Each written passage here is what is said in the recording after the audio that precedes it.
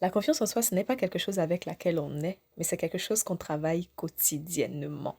Si vous avez déjà douté de vous par le passé, vous vous êtes senti petit dans certaines pièces, ou même vous avez pensé que vous n'étiez pas à la hauteur face à certaines situations, cette vidéo, elle est faite pour vous. Parce que dans cette vidéo, je m'en vais vous partager 5 conseils qui vont vous permettre justement d'augmenter votre niveau de confiance en vous. Je m'en vais déplacer la caméra, ça va être plus simple pour moi. D'augmenter votre niveau de confiance pour vous, ok?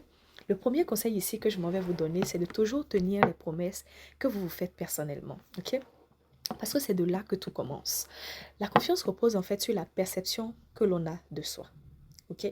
Quand vous dites en fait que vous allez faire quelque chose, il est important que vous vous leviez et que vous le fassiez.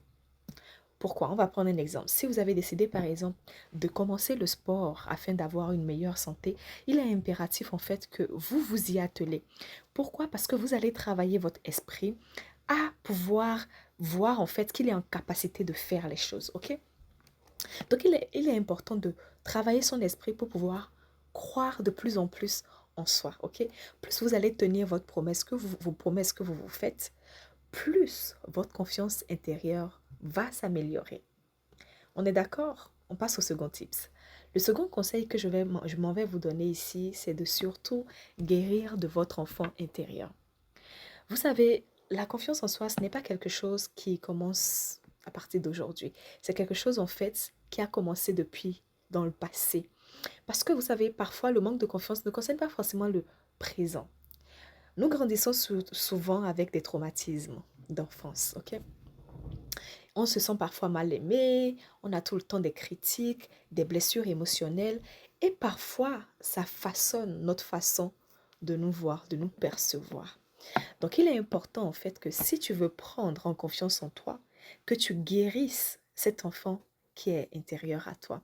Il est important que tu refasses les moments douloureux, difficiles, pénibles que tu as passés par le passé et que tu puisses pardonner et que tu puisses passer à autre chose. Que tu puisses savoir que ce qui s'est passé ne détermine pas qui tu es, ok? Mais à travers cela, tu puisses grandir. Il est important en fait de guérir émotionnellement, surtout du passé.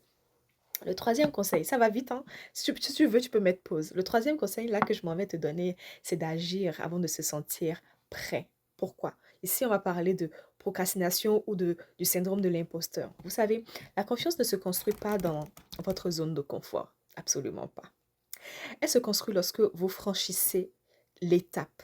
L'étape même lorsque vous avez peur et que vos mains tremblent, lorsque vous pensez que vous êtes incapable. C'est à ce moment en fait qu'il faut défoncer les barrières, qu'il faut passer à l'action. Parce que